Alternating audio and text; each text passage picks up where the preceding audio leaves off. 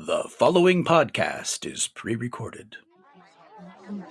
Ladies and gentlemen, your attention please. Coming to you live from a pillow fort. Put your hands together for a very special 200th episode of The Good, The Pod, and The Ugly, where your hosts get personal with films that shaped us. That's it. Woo! Woo! Great episode, guys. That's cinema, baby. No, Mr. Wilson. I don't have to take that kind of talk from anyone. That's right, you don't. How about going outside and trying to kick me around? I'm not supposed to fight with the guests, Mr. Wilson. I'm not a guest tonight, you yellow bastard. I happen to be an intruder. I'm Ryan.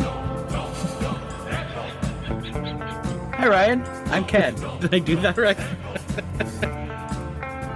This is Thomas. Welcome to the 200th episode of The Good, The Pod, and The Ugly. A film podcast where typically we pair films to get a better understanding of filmographies of actors or notable directors. But this is the 200th episode. It's a seminal episode. Yes, indeed. And one of our guests, Eric Vanderwolf, has his own podcast, Blood and Popcorn, which is just him talking, which I don't really get, but it works for him. Unlike us, where we do musical numbers, recite poetry, do animal and fart noises. Extensive miming routines. He did an episode called The Films That Shaped Me, and he had a list of films that he'd seen throughout his life and how they shaped him as a writer. And I thought that was a great idea for our 200th episode. I'm more interested about films that had you not seen them when you saw them, you think your life would have been different, that they affected like the course of your life, because there are pieces of art in our life that fill that gap. And I'm really interested to hear what you guys have to say, because I think it'll a lot of pieces will fall into place about who I've been talking to the last 5 years. Yeah, and my thought was that we could use this as a shorter jump-in episode, and maybe not talk about blood being sprayed on things, because we're in the middle of Squib season. Yes, Squib season has been a lot of fun. But anyway, The Good, The Pod, and The Ugly began on the 5th of May in 2020. It was a lockdown-era hobby with myself and my son, Jack. He was the co-host and editor for a number of years.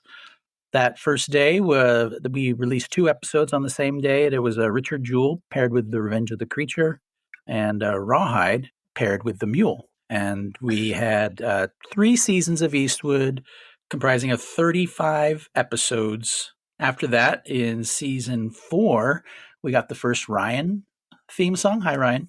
Thank you for all the theme songs since season 4. You're welcome. You've done about 4 or 5 since then, and they've all been great. Season 4 is also when we switched from a director to just an actor. Nicolas Cage and Thomas, who had been a guest many times, joined as co-host. That was the beginning of the end. No, that was when I think we really started to figure it out. Maybe not the temporal pincer movement or describing our podcast, but at least the interaction and the technology to make it sound halfway decent. We did, 15 episodes of Cage. Then we did a Dennis Hopper episode that was hugely popular, the Madman era. We did Spielberg. Season 7 was our first 4x4, which we have done many times since, where we, instead of doing a whole filmography of someone, we just picked 4 films we felt emblematic. And those have been probably my favorite since, whenever we do those, both for the movies I get to pick and the directors and what you guys have done. Yeah, and the end of that, because that was the Harmony Korine, when I got to talk for Harmony Korine movies. Yeah. And the end of that was your VHS Classics trio, 70s movies on VHS. Yep. And then so season 8, we started up, that would be Streets of Fire, where we first met Margaret Thatcher. Episode 1, Iron Lady. And at the time, we were still, if I remember right, releasing episodes. The pairings happened all in one episode. So even though this is the 200th episode, we've probably covered over 300 films. More than, yeah. Yeah. Wow. So yeah, that's season 8, Streets of Fire. Also, we had a Street Pete where we went back and revisited Madison County, an adaptation. Yeah. Of course, also during that season, She-Devil was introduced to the chat. On the 99th episode. Almost as legendary as the Iron Lady. Mm-hmm. On the 99th episode, we went back to Michael Mann to cover Heat 2. Not a movie, but a book. Yeah. And then we had our 100th episode with Devil Wears Prada. That was a good one. A bunch of guests. Season 9, we went back to the 4x4 format for the creatively titled 4x4x2. Season 10 was Side Hustle, one of my favorites, where we started alphabetically pairing directors who were also actors. Or sometimes writers who are also directors. Yeah. And so we went from Ben Affleck up to Salma Hayek, and then we jumped out of the alphabet to do the Star Trek series. And we were in that season for a long time. Well, not the whole Star Trek series. We did Nimoy and Frakes. And the Side Hustle season was when it became just you and I, Thomas, because Jack was fucking off in Paris. Paris. Yeah. Season 11, I didn't know about the Star Trek season. That sounds kick-ass. It wasn't a season. It was season 10. We just had 2 episodes. Yeah. To talk about Star Trek. Yeah. And then, season 11 would be Aronofsky. We get a provisional co-host named Ryan on. We return to the pincer movement for the pairings of these. Mm-hmm. And we get a brand new intro song, which is the song that you hear at the top of this episode. Yep. Where you get White Hunter, Blackheart, She-Devil, and Dennis Hopper's Out of the Blue sampled. Yeah. Yep. That's a good one. Luckily, in the Aronofsky season, we just skipped the whale entirely and avoided any subsequent controversy. Yeah. That is totally untrue but we repeated the Gen Xer director series with Nolan in our Nolan Void, which paired really well with the Aronofsky that just preceded it. And then season 13, well, we went original again, went back to the 4x4 by 3 this time.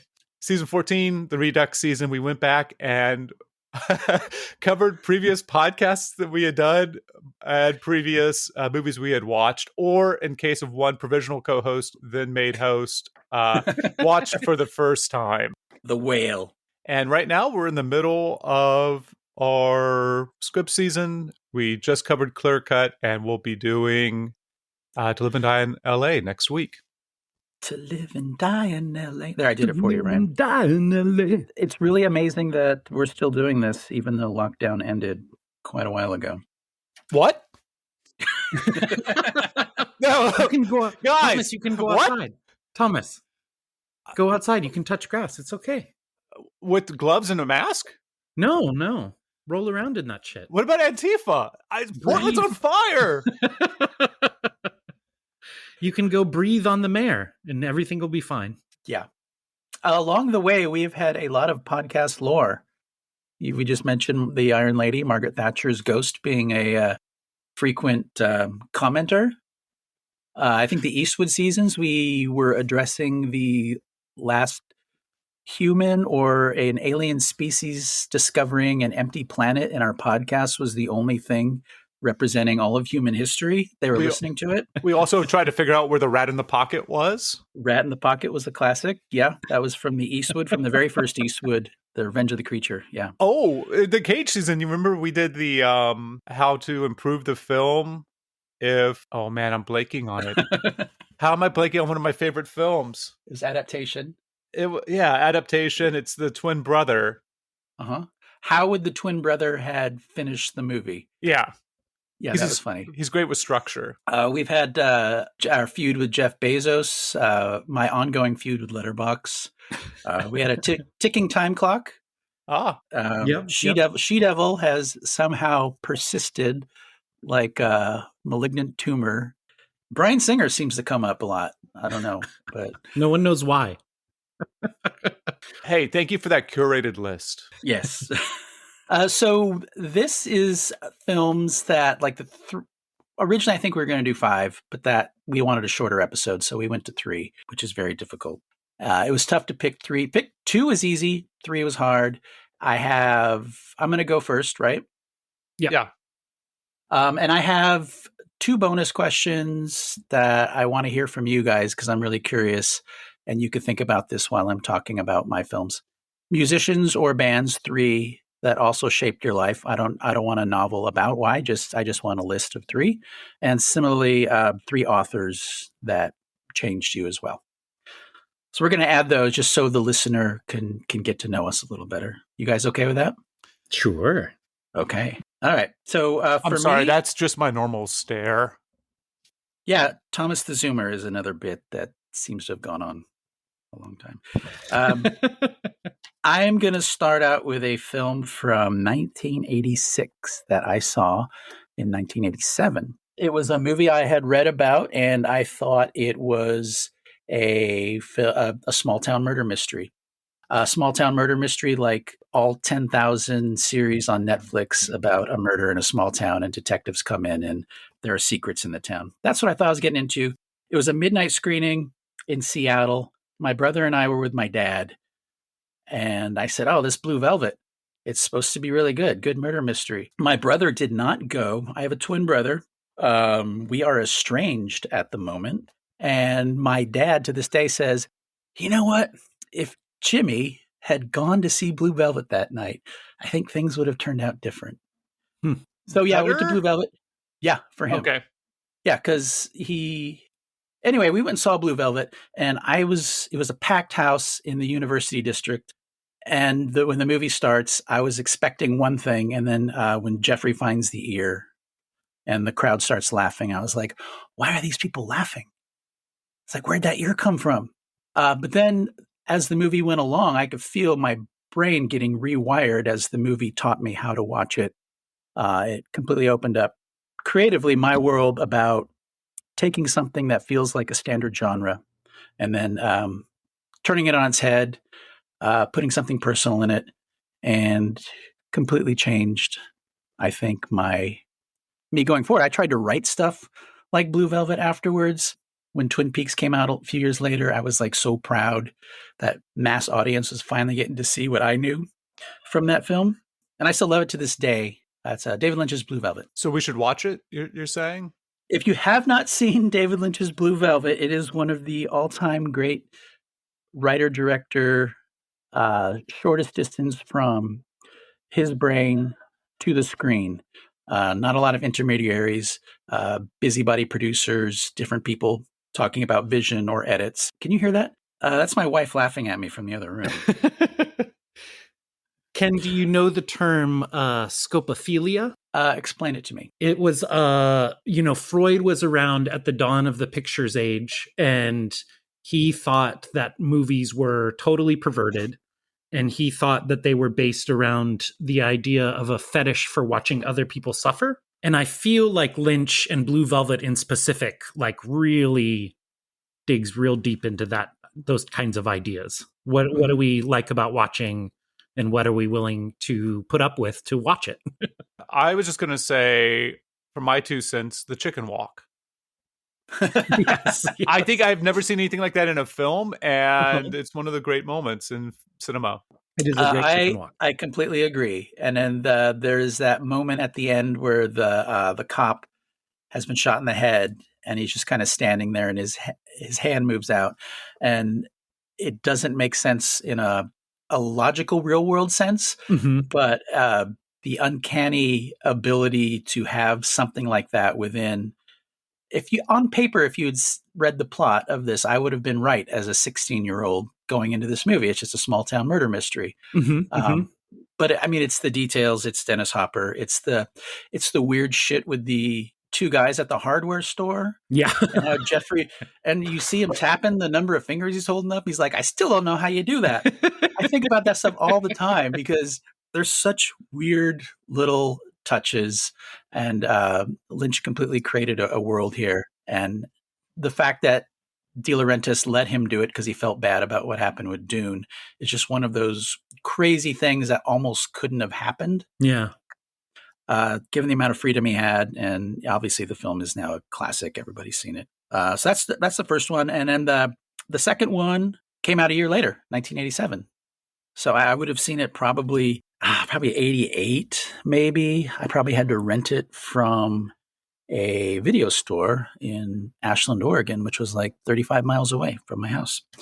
But I was going to art school at the time, so maybe not that far from. Anyway, it's Wings of Desire by Wim Wenders, and that's for a lot of reason it's on this list and helped shape me as a person who loves film and a person who writes and does, artistic stuff. And Wings of Desire is the black and white portions of the angels and the monologues of the angels hearing people, either their banalities or their pain or their memories, and that little bit of comfort that the angels offer them often.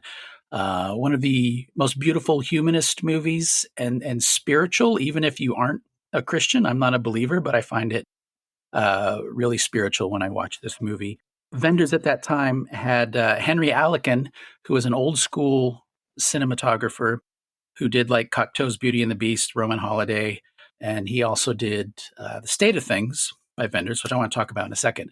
The way they shot Berlin in black and white and then in color. Berlin as a city history and a Berlin that's no longer there, really at the cusp of the remnants of World War II and that first post-war generation, and then a few years before moving into a unified Germany, a unified Berlin.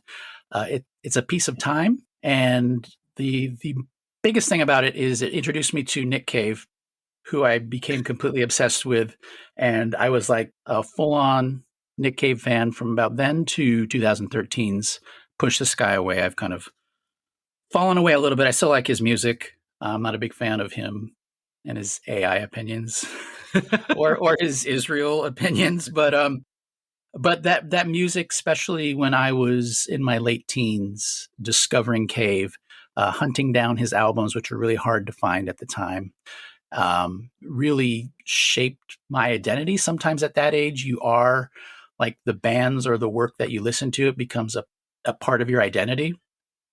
And even though we grow out of it, I still feel foundationally that those early years listening to Cave and seeing these movies was really powerful for me. And I 100% know I would be a different person had I not seen Wings of Desire. I think that's interesting because I think every generation has their own Wings of Desire, because I have that exact same feel for City of Angels. Shut up. When he said Nick Cave, I at first heard Nick Cage and I thought, wait, what? Oh, we do cover City of Angels during our season 4, and listen to it to have Ken's very balanced, even take on a Meg Ryan classic. Jesus Christ. I still think that's the worst movie ever made. Wow.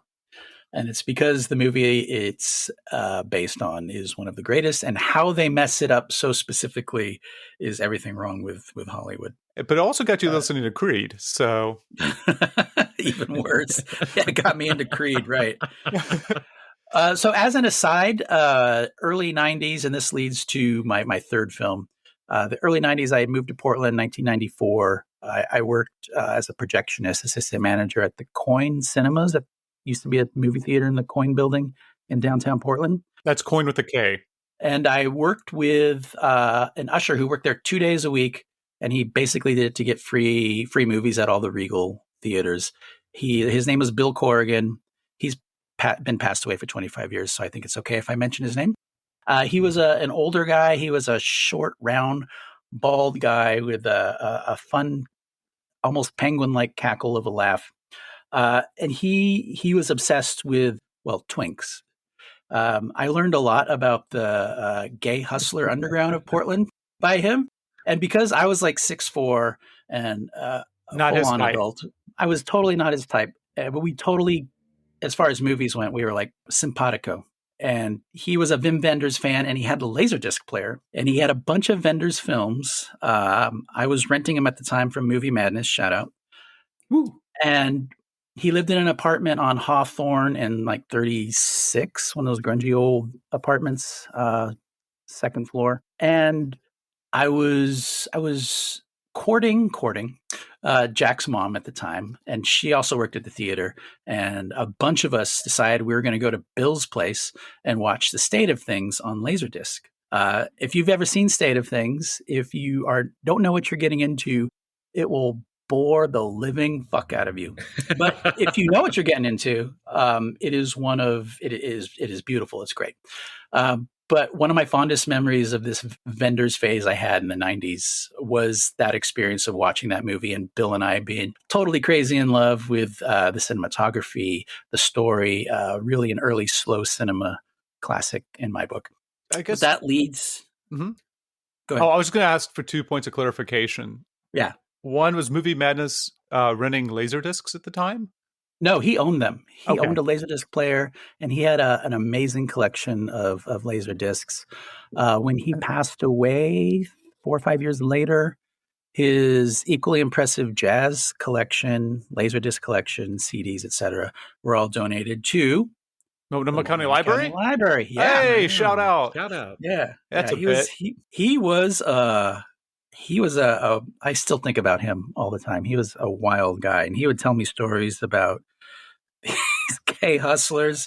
Totally opened my mind as somebody from Southern Oregon, meeting Bill Corrigan, learning about this whole underbelly. I mean, that there's kind of maybe a Blue Velvet thing going on there. I don't know. Cool. And then the second clarification was when you said the bill was a short round, was that there's a comma between short and round, or am I supposed to picture like the second hyphen? Indiana Jones? Yes. No, he's short, comma, round. Thank you. Bald guy. He was like 5'4", all round. Got it. Anyway, R.I.P. Bill. So this is the third movie, and it came out before the other two, but it was in the early 90s when I saw it. And when I had moved to Portland in 1994, I was tall. I was a good-looking guy. I was having a great time. Do those go together? They do. The taller you are, the better life you have, unless you're Bill. Well, when you're young, in your early 20s, yeah, the taller the better. I should like to think so. I don't know. Right. Because I'm 6'4", I think 6'4", anything over that starts to get freakishly tall. But that's just reinforcing my own height. Anyway, I wasn't writing. I had done so much writing when I lived in Grants Pass because it's a pretty pathetic life in Grants Pass, even if you're young and tall and handsome. I had this computer that my dad and I had built that I had some like screenwriting software. I was into screenplay writing then, and I just wasn't writing anything. I felt really stuck. And then I had watched Wenders films like from American Friend on, and I was a fan. I was excited about Until the End of the World, or his Far Away So Close sequel to Wings of Desire, which is shit. But it was at this time where I kind of went back to pre-Wings of Desire, pre-Paris, Texas, pre-Hammett, Wim Wenders, and watched like the Goalie's Anxiety at the Penalty Kick, Wrong Move, Alice in the Cities, some of my all-time favorite movies now. And it was one movie of his that I watched, a 3-hour road movie called Kings of the Road, which is shot in black and white, shot by the GOAT, Robbie Mueller, who we're going to talk about next week in To Live and Die in LA. And it's about a guy who's left his family, who meets a traveling movie theater projectionist repairman in Germany. And it's not quite misadventures, but more of a existential following people on a daily basis and kind of getting to know them on not a level of like a movie where there's exposition and we find out everything about them, but it's just the slow unraveling that movies that have a lot of improvisation to them and they're filmed in sequence tend to have. And something about it, like, felt like it opened up something in me. And I got a typewriter and I wrote this American version of Kings of the Road. It was like 180 pages in screenplay format, completely unfilmable. But something about the freedom that I saw in the film behind the scenes of them making it and what it felt to me when I watched it was so inspiring that I think I would be a completely different person had I not seen it. It really felt like floodgates. And it was like just a flurry of creative activity for me. Really appreciative of it. I have never seen it since. I have a Criterion version of it that I gave Jack for Christmas one year, and he has watched it and said, "You need to watch it. It's like the fucking best." And I was going to watch it this week, but there's part of me that wants to keep that feeling as like a little time capsule of me at 24. Yeah, one of my all-time favorite movies that I've only seen once. Wow. So we did this with 3 movies. Obviously, for me, I'm one of those 54-year-old guys who's a big Kubrick fan. Kubrick, best filmmaker of all time. Yeah. Yeah, and then I'm Twin not Peaks. agreeing with you. I'm just saying that that's how I know you. Yeah, and then Twin Peaks: The Return had a similar effect on me that Kings of the Road did in 2017. That was like the longest period I'd gone without writing, and that also felt like it awoke something in me. And then like other movies like All That Jazz, Full Metal Jacket, Unforgiven, that could have been on this list, but I stuck to the 3 that I honestly feel if I hadn't seen them, I wouldn't be here talking to you bozos today. So I don't know if that's a good thing or not. We'll let the aliens at the end of time determine. Yes. Oh, you want to know my musicians and authors? That was the bonus question, right? Okay. I'm just going to list them off. You got obviously Nick Cave, then you got Leonard Cohen and David Berman of Silver Jews and Purple Mountains. That's an easy one. For authors, Patricia Highsmith, Raymond Carver, Ross McDonald, maybe Larry McMurtry if we're going for. Oh, there's a theme there for the first 3 at least. Yeah, for sure. Ryan, what are your 3 musicians, or I don't know, bands, whatever Ken prompted us with? Yeah. Musicians, yeah. Yeah. Brian is a musician, so these should be good. Maybe Yeah. himself? Maybe kind of typical. I don't know.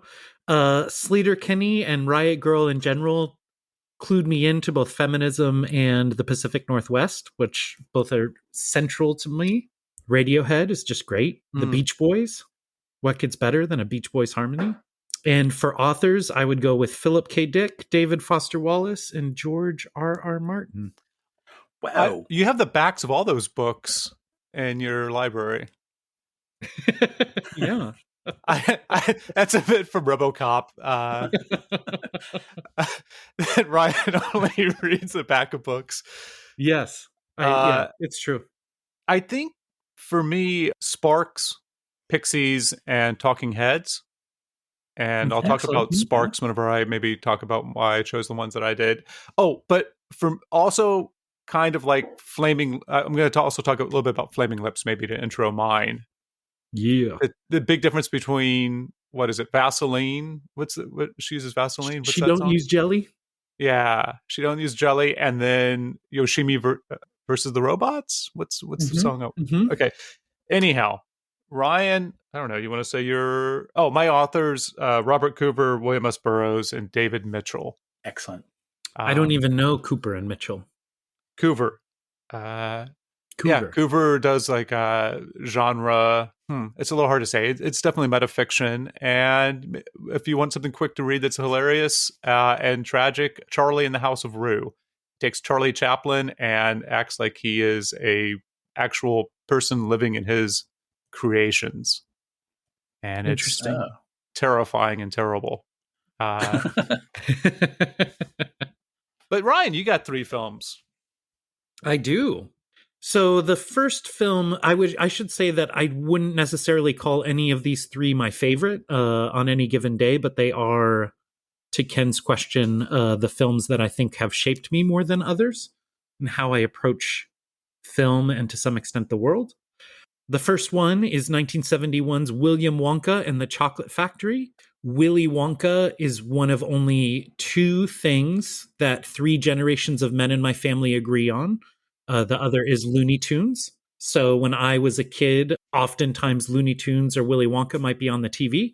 I realized recently when taking my daughter to Disneyland for the first time that between Disneyland and Willy Wonka, you get kind of my approach to art and the art that I enjoy the most, as improbable as that might be, considering some of the twisted shit I like. But Willy Wonka is great because it takes place in a completely fictional world that does not resemble our worlds very much at all. It's kind of set in Britain, but it's filmed in Eastern Europe. Some of the main characters have American accents, even though their family members have British accents. And once you get into the Chocolate Factory, any previously existing illusion of reality just goes entirely out the window as you enter Willy's world. And one of the things that makes the movie so easy for me to watch to this day is Gene Wilder's performance, which is so unpredictable, both emotionally and just with the things he says. That even though I know every line of the movie by heart, I still feel surprised by what he's going to do at any given time. And then, being someone who's into scary movies, the boat ride is one of the 2 or 3 earliest scares that I can remember that really, not to overindulge, but really traumatized me in a way that keeps me going back to them horrors. I just always, I'm chasing that Willy Wonka, that Michael Jackson thriller, that poltergeist feeling every time I sit down for a horror. All right. Number 2. Number 2, 1992's Reservoir Dogs. I saw this when I was 13 in 1992. As soon as it came out on video on demand, we had recently moved into a new house, and my parents had a big satellite dish before they had the commercial ones like DirecTV. So you could, turn it and get a raw feed of any given news network and see everything that they were doing during the commercial breaks. You could get 7 different kinds of HBO before that was common. And you could rent. Yeah. HBO. You could see HBO East Coast, West Coast, Latin American HBO. Max. Yeah. Before there was Max, you had several different kinds of channels that you could look at. And one thing that they had was video on demand for hotels. So you could get the movies that had just left the theater or were actually still lingering in the theater. And for a not terrible price, you could rent those things. And so somehow rented Reservoir Dogs, and my parents didn't notice. They were out when I watched it, and it's just the visceral nature of that film I didn't know was something you could achieve, and that the low budget nature of it, as much as I like the artificial worlds built by something like Willy Wonka, the low to the ground, like very low budget approach of Tarantino was really appealing to me. And that I suppose that movie also doesn't really take place in reality. It's more of a pomo mishmash of different cinematic worlds. That was very influential to me. And then Tarantino's endless ability to talk about his inspirations and all, he wants you to know every single reference in his films. And that over the years, starting with Reservoir Dogs, led to just a wealth. Nearly every obscure movie I saw for the next decade was because he's recommended it. So that has been very valuable to my cinematic education. Very good. We discussed our first Tarantino right on the podcast this season. Django. Check that one out earlier this season, Django. Yeah. Great movie. Made slightly more mediocre by Ken's skillful observations. So number 3, it's going to be City of Angels. We could just skip that, right? Yeah. I wish I could remember Or is it She Devil McLaughlin song. No, She Devil. I've never even seen She Devil. I have no plans on doing so unless we somehow Bless your heart. An excuse Thank to you. watch it again on this podcast. No. My number 3 film is going to be 1962's Lawrence of Arabia. And actually, of the films on the list, this one is most likely to make like a letterbox top 4 for me on any given day.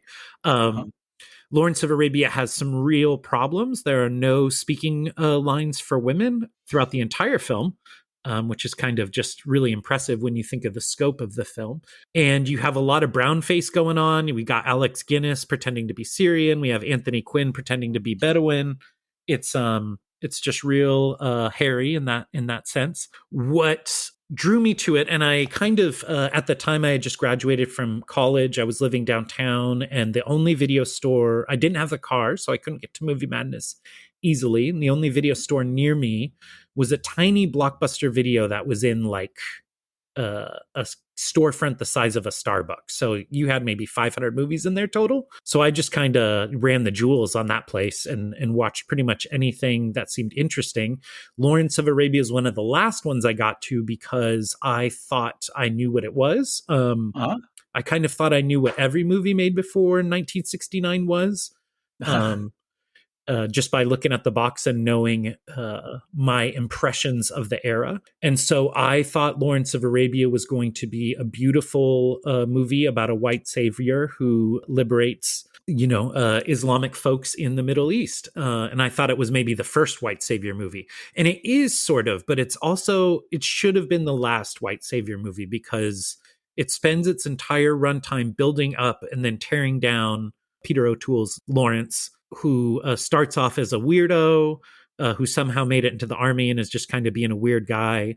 And then he goes on an adventure and meets some Bedouins and almost on a dare sort of takes to the desert.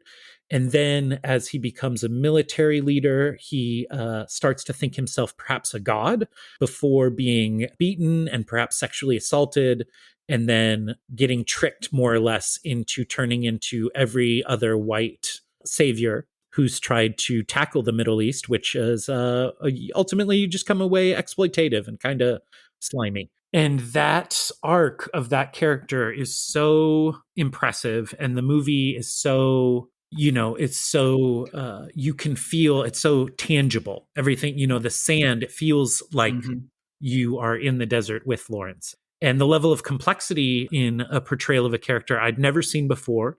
And since then, I've become quite the fan of classic sort of pre-New Hollywood cinema. And this is what I find over and over again that I think is lacking from a lot of cinema sense is when you don't have the visceral elements of cinema at your fingertips, the gore and the violence and the sex, all of which I enjoy in a good movie. But when you don't have those things, you have to make your story more interesting and your characters more dense because you have to get across a lot of things about people that you can't actually show on screen. And I find that and classic cinema to be an almost endless portal of discovery because I saw Lawrence of Arabia. That one time from the Blockbuster Video. I don't know if this holds true for you, but for me, Lawrence of Arabia, the thing that's really magical about it is he's the same character. He's the same from almost the start to the end. It's not like his power changes him. It's not like a Scorsese plot of getting what you want and then not knowing what to do or overextending yourself or hubris. He has hubris from the beginning. He is exactly who he is from the start of the film to the end of the film. It's just conditions allow him to rise and fall. Yeah. Which is wild.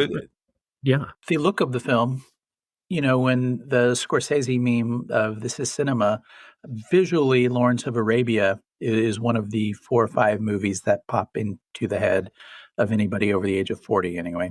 Yeah. Probably that, 2001, Citizen Kane. What else you guys got? But Lawrence of Arabia, definitely.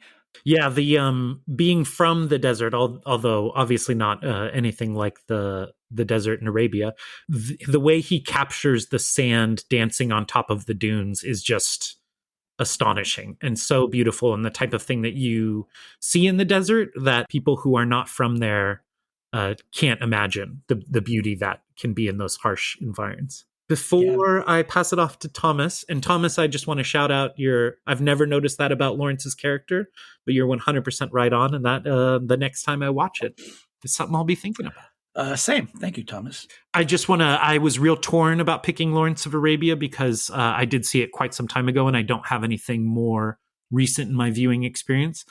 So a quick shout out to Ari Aster and Jordan Peele and Greta Gerwig, who I think are really reinventing popular cinema actively in front of our eyes with every movie they make. And people talk shit about superhero movies and all the things that are wrong with commercial cinema. But I think we are truly blessed to be living in a time with these amazing directors, just starting their careers.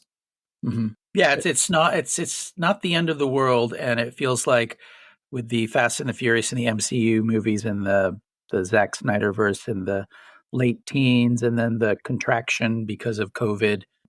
For me, it really feels like this year is the first year it feels like higher profile movies that are interesting from like writer-directors like Ryan Coogler. The Weapons guy, his movie's coming out. Weapons is coming out next week. Last week when this episode drops here.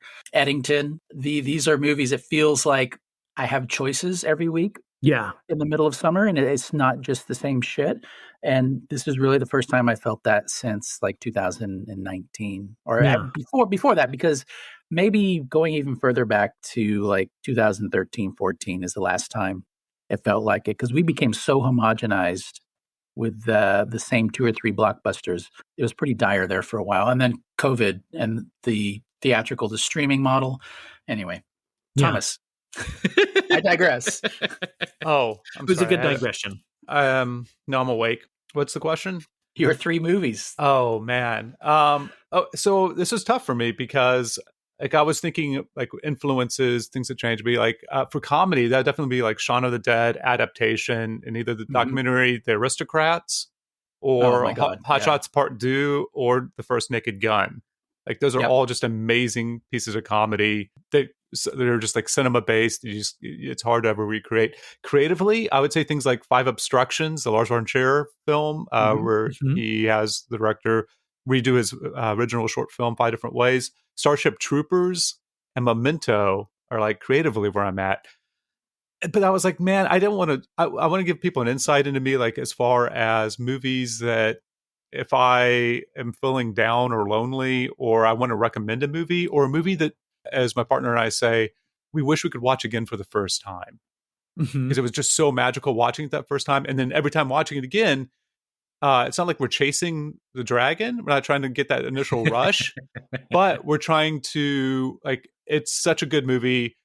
If anybody hasn't seen it and wants to watch it, I will watch it with you. I will drive to your place, assuming that it is within an hour's drive, and play the film and watch it with you.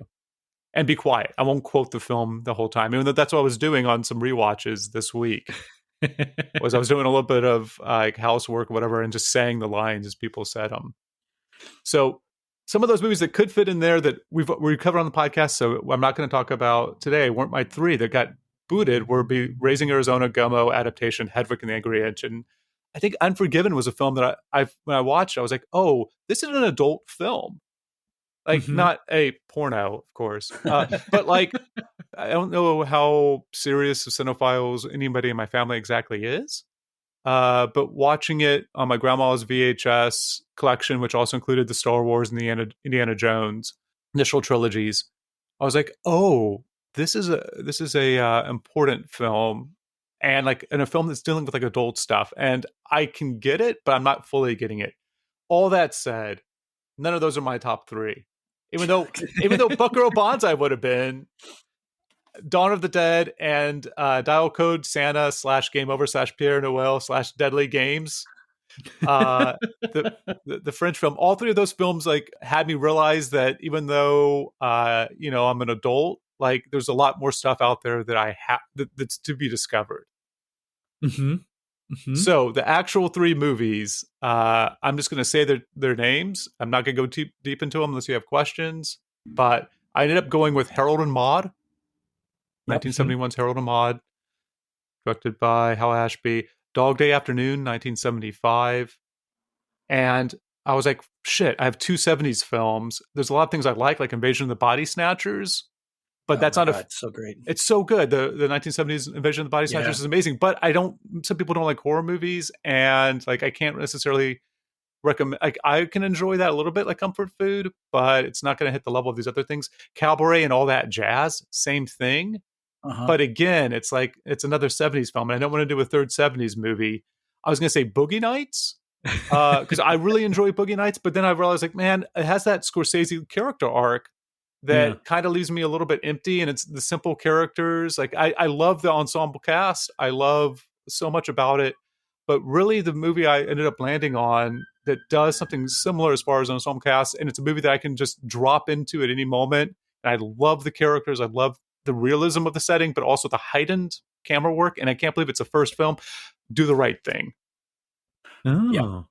So I like myself some Fellini, and it has like a Fellini type style to it. You still like have to ask yourself, if you haven't seen it, there's going to be some spoilers for these 3 films, but you have to ask yourself, like, why does Mookie throw the trash can? Like, it makes sense, like for destruction of violence, like, a property against, maybe they're going to like attack the pizza owners. Like but the film itself is just, it showed me a world that felt very realistic as far as like living conditions.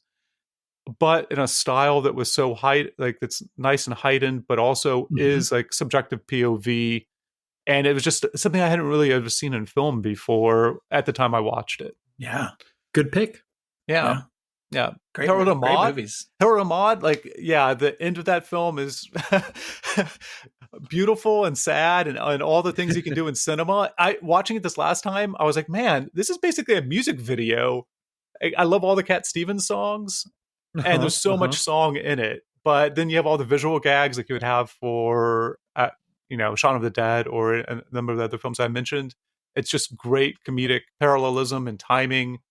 And then Dog Day Afternoon, just I love how simple those characters are, but genuine, and you're rooting for the bank robbers. And of course you are at some level, but it's not in the cinema way. It's a way that is just everybody feels it's like when they ask like why did you rob a bank, that's where the money is. There's something as simple as that to the film. These people, the Pacino's character's in a position that he needs something for the people he loves. He doesn't really want to hurt anybody. He's trying to outthink the cops, and he's kind of doomed from the beginning, especially when Sal wants to go to Wyoming, when he went to leave the country. So those are my three. Very good. Great picks. Excellent. And there are filmmakers who have made some of my favorite movies, like the Coen brothers and Kubrick, obviously, and probably Lynch, if you're doing a list of three filmmakers.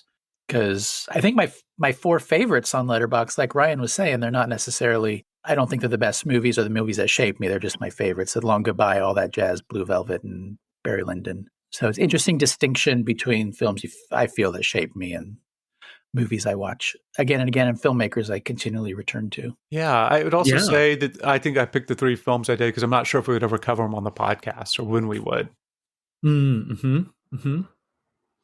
Yeah, there's zero chance we're doing Kings of the Road. Wings of Desire, maybe.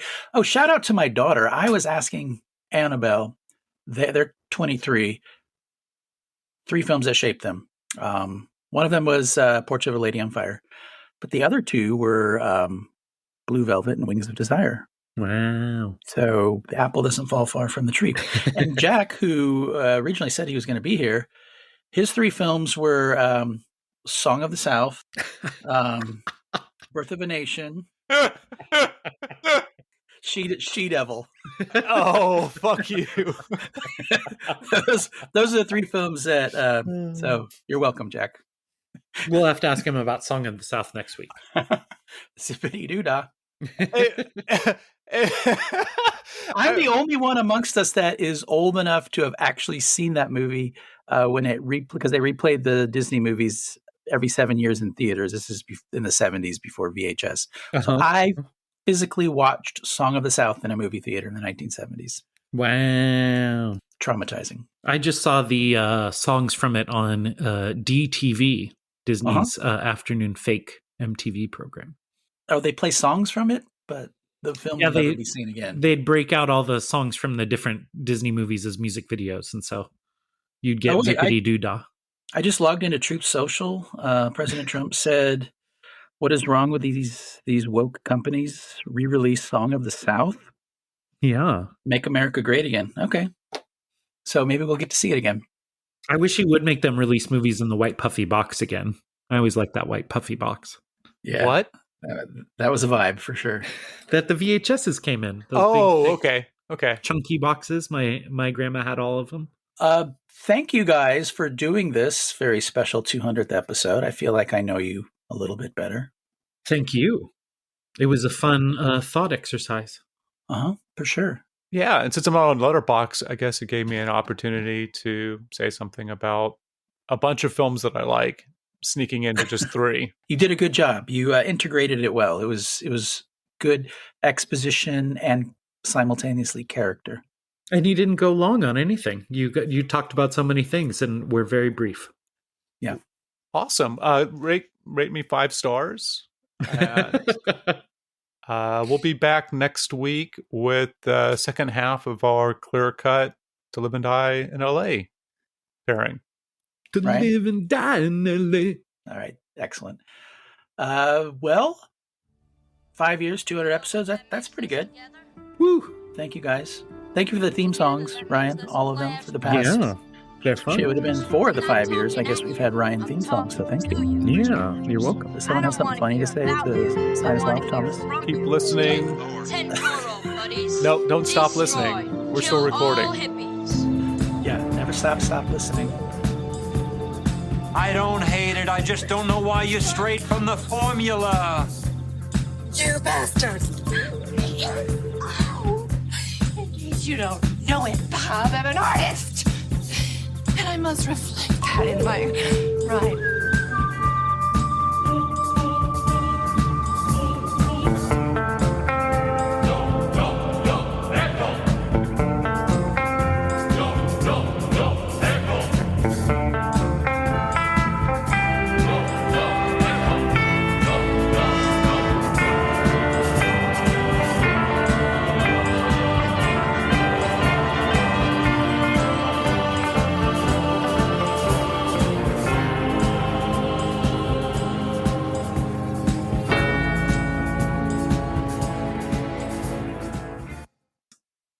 Go outside. You can touch grass. It's okay. I'm sorry, that's just my normal stare. It's like, where'd that ear come from? Made slightly more mediocre by Ken's skillful observations. I think Unforgiven was a film that I when I watched, I was like, oh, this is an adult film.